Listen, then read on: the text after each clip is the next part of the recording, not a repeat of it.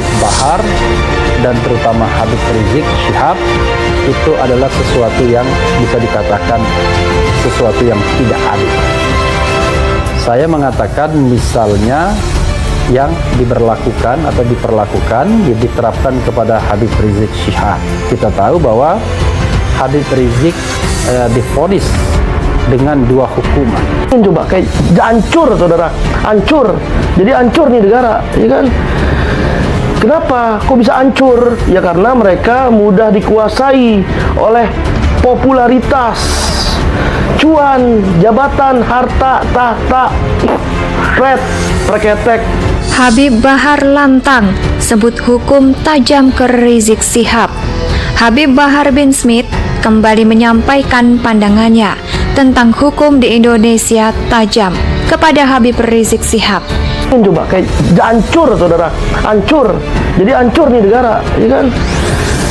Kenapa? Kok bisa hancur? Ya karena mereka mudah dikuasai oleh popularitas, cuan, jabatan, harta, tahta, reketek.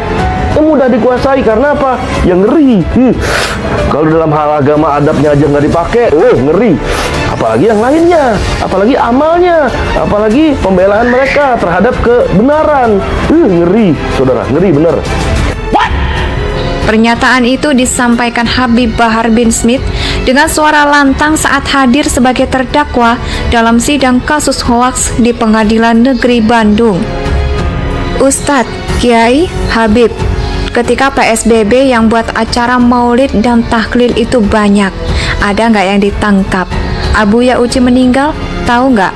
Begitulah kata Habib Bahar kepada saksi Kiai Haji Jujun Junaidi. Berkerumunan enggak itu ratusan ribu orang ngumpul, ada enggak yang ditangkap? Begitulah ujar Habib Bahar bin Smith. Berarti hukum tajam ke Habib Rizik. Terkait pernyataan jujur yang menyebut khawatir atas isi ceramah Habib Bahar di Desa Nanjung Margasih, Kabupaten Bandung pada akhir 2021 lalu. Dalam berita acara pemeriksaan atau BAP, Jujun menyebut ada pernyataan Habib Bahar bin Smith yang menyebut Habib Rizik Syihab ditahan karena gelar Maulid Nabi. Bahar dan terutama Habib Rizik Syihab itu adalah sesuatu yang bisa dikatakan sesuatu yang tidak adil.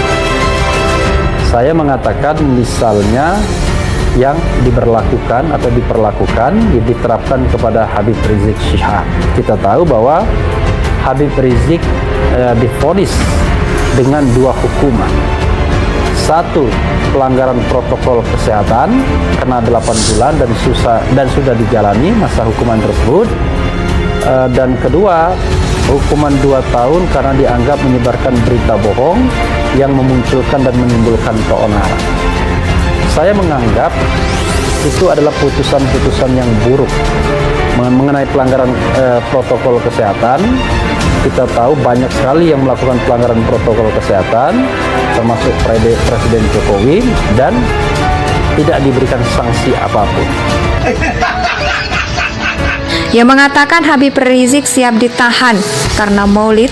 Mendengar jawaban itu, Habib Bahar kembali bertanya soal ceramah di lokasi mana yang menimbulkan kekhawatiran, sebab Habib Bahar mengaku ceramah tentang Habib Rizik Syihab bukan hanya di Bandung, melainkan di 4 tempat lain, termasuk Garut. Di Bandung yang sama, penyidik Beltim. Begitulah tutur Jujun.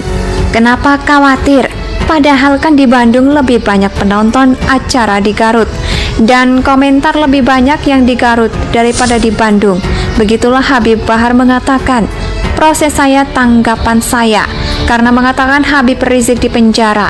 Sedangkan tidak ada ulama yang menggelar acara maulid ini ditangkap.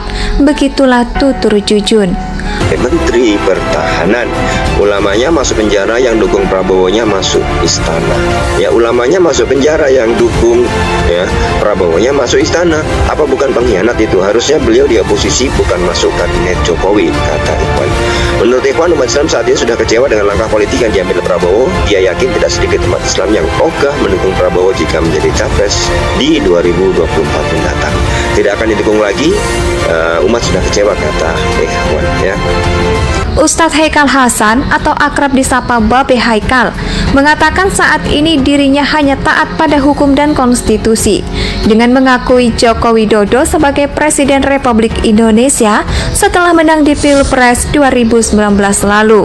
Diceritakannya pada Pilpres 2019 lalu, memang dirinya dipercaya menjadi juru bicara Badan Pemenangan Nasional Prabowo Subianto.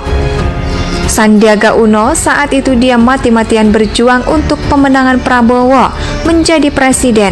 Namun ketika presiden yang dibelanya kalah menurut KPU dan Mahkamah Konstitusi, maka dia harus taat pada aturan yang berlaku. Pada waktu itu kami berpikir bahwa 5 tahun ke depan jangan sampai Pak Jokowi lagi. Namun ketika beliau terpilih lagi, pilihan kami cuma satu, kami taat hukum, kami ikuti aturan. Begitulah kata Babe Haikal. Makanya wajar kalau Habib Rizik Syihab menyerukan revolusi akhlak. Agar apa? Supaya adab, akhlak seluruh umat Islam, seluruh ulama serta pejabat khususnya memiliki adab dan akhlak yang baik. Bukan adab yang kayak gitu tuh, ya kan? Padahal sudah dicontohkan nih teladan kita, beda kualitas, bos. Beda, bos.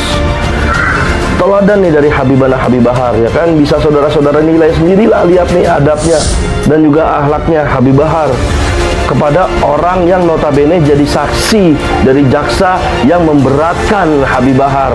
Tapi apa yang dilakukan oleh Habib Bahar kepada dia? Apa?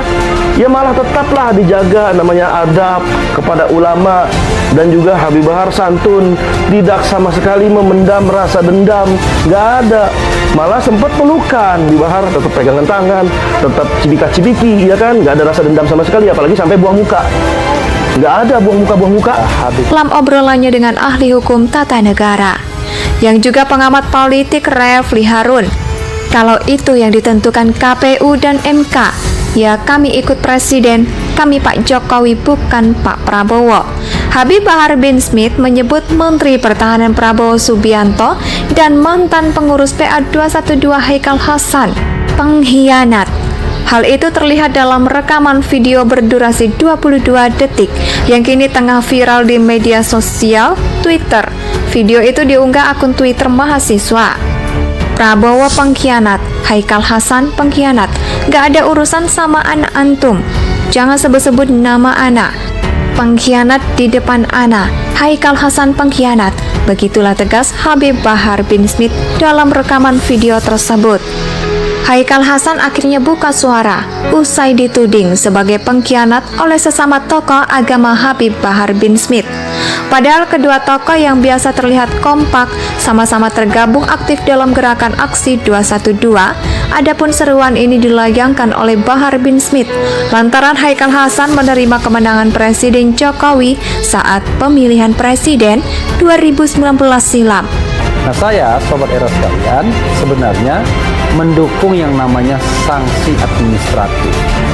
Dan kita tahu bahwa Habib Rizik dalam kasus Petamburan misalnya sudah dikenakan sanksi administratif. Lalu dalam kasus Megamendung kena sanksi administratif juga walaupun tidak ada hukuman badannya, ya. Sebagai informasi, Haikal Hasan sebelumnya memberikan dukungan keras kepada pasangan calon Prabowo Subianto dan Sandiaga Uno. Saat pemilihan presiden tersebut, nama Haikal Hasan menerima keputusan yang dibuat oleh KPU, yakni menyatakan Joko Widodo dan Ma'ruf Amin sebagai presiden dan wakil presiden terpilih. Dia berbagi kisah ini saat diundang menjadi bintang tamu podcast yang ditayangkan di kanal YouTube Refli Harun. Dan akhirnya kita mendukung habis Pak Prabowo agar 5 tahun ke depan bangsa lebih baik. Dan ternyata hasil diputuskan oleh MK di malam hari, yang menang adalah Pak Jokowi. Apa boleh buat saudara? Begitulah ucap Haikal Hasan, yang kemudian bahwa pengumuman diputuskan oleh KPU. Haikal Hasan menegaskan kepada Refli Harun bahwa dirinya taat hukum dan taat aturan terkait dengan hasil pemilihan presiden tersebut. Yang penting pada waktu itu kami berpikir bahwa 5 tahun ke depan jangan sampai Pak Jokowi lagi. Namun ketika beliau terpilih lagi, pilihan kami cukup satu, taat hukum dan kami ikuti aturan. Begitulah tegas Haikal. Dalam kesempatan yang berbeda muncul sebuah video yang viral yang menayangkan sosok Habib Bahar bin Smith. Ia memberikan cap pengkhianat pada Haikal Hasan dan Prabowo Subianto. Jadi ini kalau kita berbicara tentang kalah menang pilpres, ya ini bukan kalah menang bagaimanapun juga. Kan Prabowo sudah bilang dalam sebuah podcast bahwa ini bukan tentang menang kalah, ini bagaimana kita mengabdi kepada masyarakat. Ketika beliau mau menjadi Menteri Pertahanan, tentu ini mengabdi kepada bangsa dan negara, ya ini mengabdi kepada masyarakat, kepada tanah air, kepada negara, ya